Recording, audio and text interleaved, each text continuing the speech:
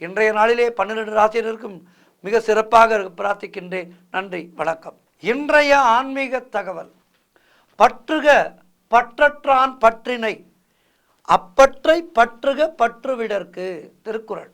ரொம்ப அற்புதமான முறையிலே வள்ளுவ பெருந்தகை ஆன்மீகத்திலே எப்படி இருக்க வேண்டும் என்பதை நமக்கெல்லாம் அறிவுறுத்தி இருக்கின்றார். திருக்குறள் கீதைக்கு சமமான ஒரு நூல். பகவத்கீதை எப்படி நமக்கு முக்கியமோ அது போன்றதொரு முக்கியம் திருக்குறள்.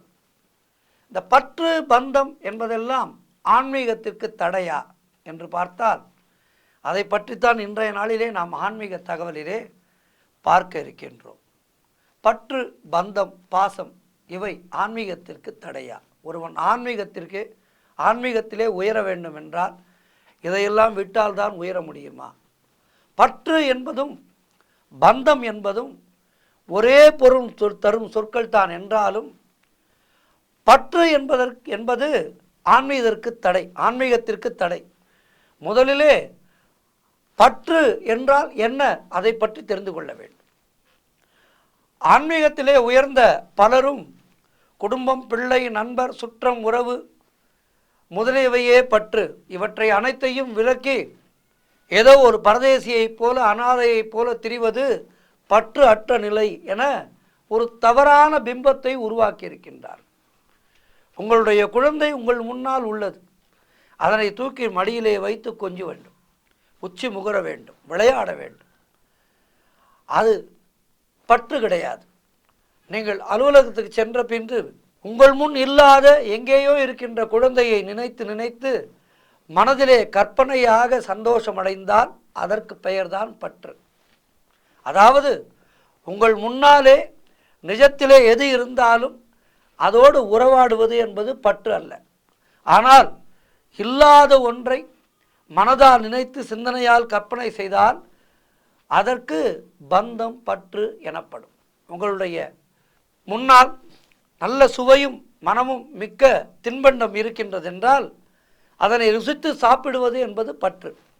அதுவே இல்லாத தின்பண்டத்தை நினைத்து சாப்பிடுவது போல் கற்பனை செய்து கொண்டால் நம்மை பைத்தியம் என்று சொல்வார்கள். அதுதான் இந்த பந்தம் பாசம் பற்று என்பதற்கு இதுதான் ஒரு உதாரணம்.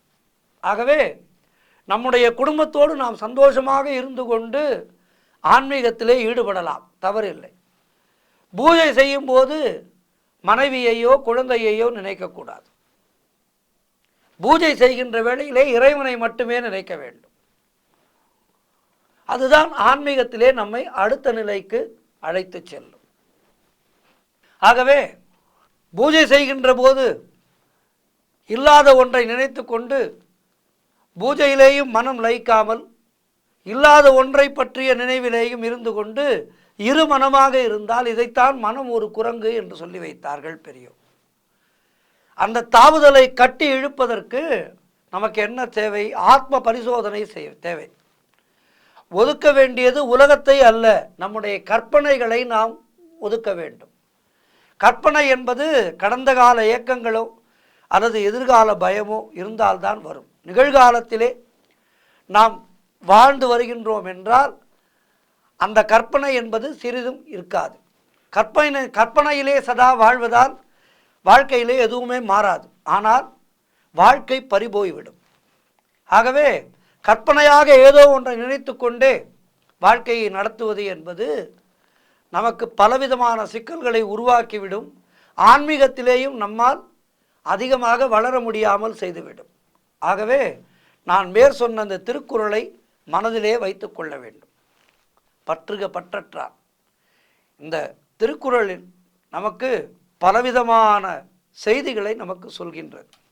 பற்றற்று அந்த ஈசனுடைய திருவடிகளை பற்றி கொண்டு விட வேண்டும். அப்படி நாம் பற்றி கொள்கின்ற போது ஆன்மீகத்திலே நமக்கு ஒரு உயர்வானதொரு இடம் நமக்கு நிச்சயமாக கிடைக்கும்.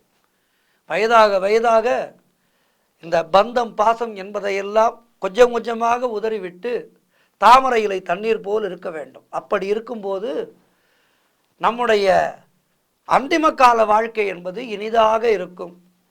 இறைவனுடைய பதமலரை நாம் இறந்த பின் சேர்வதற்கு அது நமக்கு வாகாக இருக்கும். இவற்றையும் பிடித்து கொண்டு அவற்றையும் பிடித்து கொண்டு ஒரு காலிலே சேர் ஒரு காலிலே தண்ணீர் என்று சொல்வார்களே, அதுபோல இல்லாமல் வயதாக வயதாக கொஞ்சம் கொஞ்சமாக இல்லறத்தின் மீது இருக்கின்ற அந்த பற்றை, அதாவது எல்லோரையும் ஒதுக்க வேண்டாம், ஆனால் அதே நேரத்திலே எல்லோர் மீது மிகுந்த பாசத்தையும் வைக்கக்கூடாது. தாமரை இலை தண்ணீர் போல் இருந்து அப்படியே ஒரு இலை எப்படி உதிர்கின்றதோ அதுபோல நாம் உதிர வேண்டும். அப்போதுதான் நம்முடைய வாழ்க்கையானது செம்மையாக இருக்கும். நன்றி, வணக்கம்.